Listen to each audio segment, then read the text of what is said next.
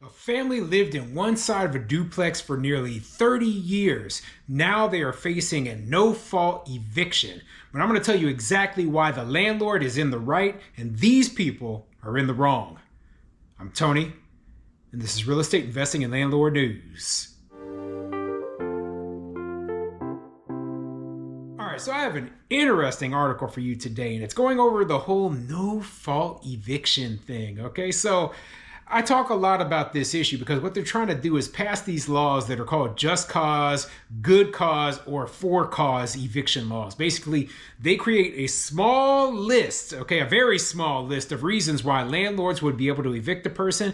And if you don't, meet the, if the reason you want to evict doesn't meet the terms on that list, you can't do it. Okay, those people then have the right to stay in your unit for as long as possible.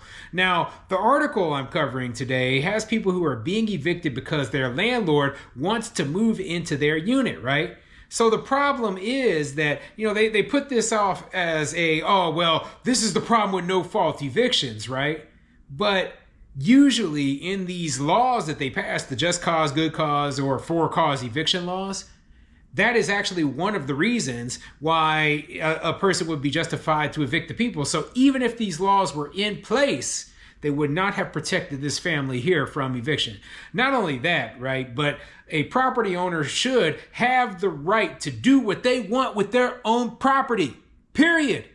So I don't care if these people have lived there for 30 years. You're a renter. You do not get to stay there forever. You do not have rights forever. And it is not the fault of the landlord that you are in this situation right now. If you wanted to stay somewhere long term, we all know what we have to do. We have to buy a house. We have to buy a house. Now, I know housing in Los Angeles, even in a place like East LA, is very, very expensive and would have been darn near impossible for you to buy a place there, right? But this goes back to the fact of, hey, sometimes you have to go where you can afford. You have to go where you're treated right. Now, the people in this story, they are immigrants from, a central, or I don't know if they're from Central America or from Mexico or wherever, right? But, they came up here and they moved into East LA, a very expensive place. Now, that isn't where I would have chosen to go. If I was trying to buy a house and have stability, I would have chosen a place that was much, much more affordable. But that's just my personal opinion. But anyway, let's get into this article. But before I get into the article, go ahead, hit the like and subscribe button, maybe leave a comment down below and let me know what you think. Do you think that it's right that a landlord is evicting a family that has lived in this unit for 30 plus years? Now, I want you to keep in mind that the current landlord, here's a little bit of backstory. They haven't owned the property for the 30 plus years. I don't know. It doesn't say in the article how long ago they purchased the property, right? But, they said that they've been through multiple landlords, the tenants, right? The other thing they mentioned in the article is the landlord who is evicting them to move into their unit actually lives on the other side of the duplex. So they already live there. So we already know, it's pretty much established that, hey, this property owner is probably not a scammer. Okay, they're not somebody who is just trying to evict these people so they can get a higher rent payment. They probably really are moving into the place because they live right next door in the other half of the duplex, okay?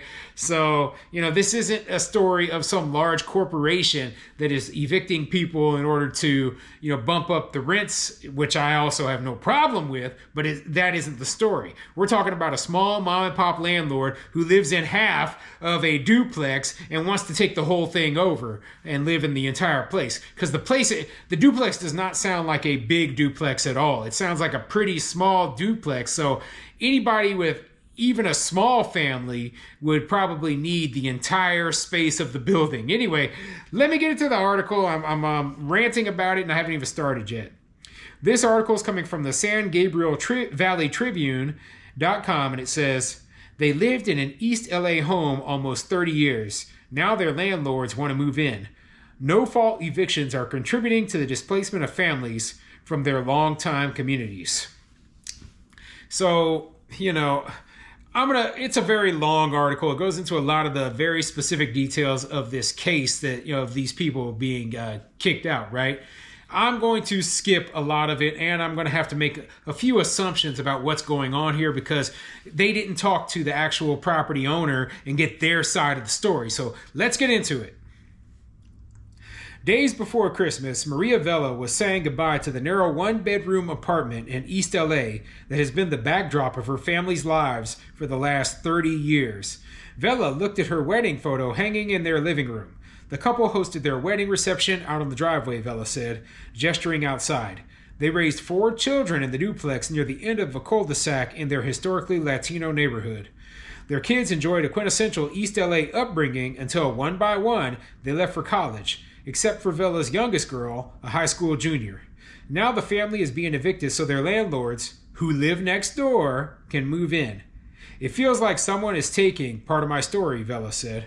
So they just said right there, okay, this is a very small apartment. This is a one-bedroom apartment that, a family of 5 was living in. Now, that is, a very tight fit, but it is workable. And if you're a low-income person trying to live in an expensive place, that's the kind of thing that is very, very common, okay? It's much better than being homeless, in my opinion, but you understand that, hey, if this is a duplex and there's 2 separate sides and each side is only 1 bedroom, then even if they take over the whole house, they're only going to have a 2-bedroom house, okay? It's still going to be a very small place. So if the landlord is living on the other side of the duplex, it's pretty obvious that they need additional space and that they are being legitimate in their concern that, hey, we need additional space, so we're going to have to ask these people to leave because we want to take over the whole place for our family.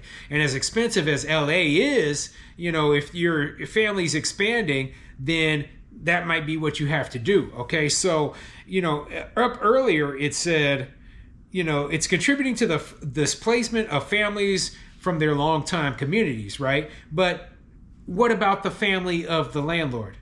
Okay. Remember, this is a small landlord who actually lives in part of the building. If there is not enough room for their entire family to live in the unit, then they would be the ones who are displaced.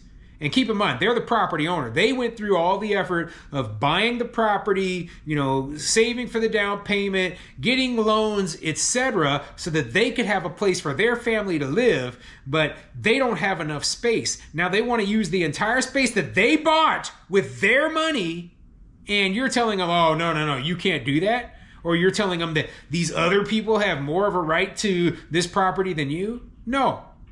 Period. Okay? No. Simply put, these people have the right to take that property, use the entire thing for their family if they see fit because they are the owners. Now, the state of California actually has, I believe that they will have to pay these people relocation expenses. So I think they cover that a little bit further in the article, but let me continue. Family evictions. Evictions are on the rise nationwide and in California. While most Los Angeles area evictions happen because tenants struggle to pay rent, even tenants who manage to remain current with rent are at risk of eviction. These just cause or no fault evictions happen because landlords want to move into their tenants' units, renovate a unit, or leave the rental market. No fault evictions are contributing to the displacement of families from their longtime communities, along with other factors such as rising rents, too few affordable units, and expired tenant protections. Homeowner move-ins have been bringing about this exodus of Angelenos leaving their communities because they can no longer afford rent, said Cynthia Gonzalez, an organizer at Eastside Leadership for Equitable and Accountable Development Strategies. It's a heavy load. Yeah, well, if the homeowner wants to move in, what exactly is the argument here, okay? Are you telling me that the homeowner doesn't have a right to move into their own property so that these tenants can stay? And yes, someone is going to be displaced. But remember, you're the renter. You do not have a right to stay in this property, okay? It's not yours. It is not yours. Why? What is so hard about this that people just can't seem to figure out that when you are renting a property at some point in time, it might be a long way in the future, right? In this case, 30 years, but at some point in time, you could be asked to leave. And there will be nothing you will be able to do about it. And hey, it is what it is at this point. So, like they said just there, yeah, when a homeowner wants to move in, if a person wants to get completely out of the rental business, these are the protections these are some of the reasons that just cause eviction actually, qualify. They actually qualify. So I don't know why this article is talking about no fault evictions as though that's what's going on here. Okay, this is actually one of the reasons, So, the landlord is in the right, and these people, they just have to go. So I'm going to skip down a little bit because they talk a lot about the history of this family and how long they've lived in the U.S., the fact that they're illegal aliens and all that. None of that matters in this case. Okay. One of the big things for me is that, when they get down to them searching for housing, right? And this goes back into what I'm talking about when I'm talking about why there is an exodus of people leaving the state of California. Searching for housing. Vela has found searching for housing difficult. She and her husband aren't fluent in English, they're undocumented, and they've purchased most of their belongings in cash, which means they don't have much credit history. Also, the going rents in that neighborhood are sometimes double what they're paying now, which would be impossible for them to afford on her husband's meatpacking salary, she said. At one home viewing, Vela brought her daughter Fabiola to translate. The landlord interrogated Fabiola. Did the family have visitors often? Did they party? Were they loud? Vela left feeling dejected and worried about Fabiola. So what they mentioned there, and this is something that, I've brought up many times. When landlords, they don't keep their rents up, in pace with inflation. When they're, I'm being nice to my tenant, I'm keeping the rents cheap for them, and you're actually hurting the tenants because they are now living in a fantasy world where they have super cheap rent with you, but when their tenancy with you ends, they go out back into the regular rental market and they discover that, hey, I can't find anywhere that is, this affordable anywhere. Okay, all the rents around them, around the people in this story, have doubled. For property right down the street, probably with the same number of bedrooms, it's double what they are paying right now. And because they've built their whole life, their whole budget around these lower rents, and they've made no adjustments, they've made no move to save money, they've made nothing, right?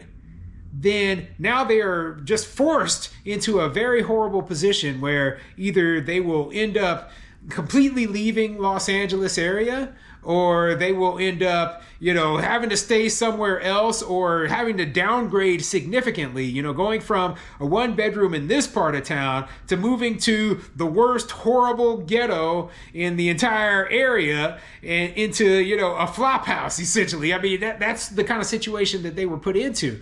But if the rents had kept pace, these people would have slowly adjusted, their budget, maybe look for better paying employment, etc., so that they could keep pace with inflation and with the rents that are market rate. Okay, so, yeah, that's tough love, but they would have been better prepared for this sort of move.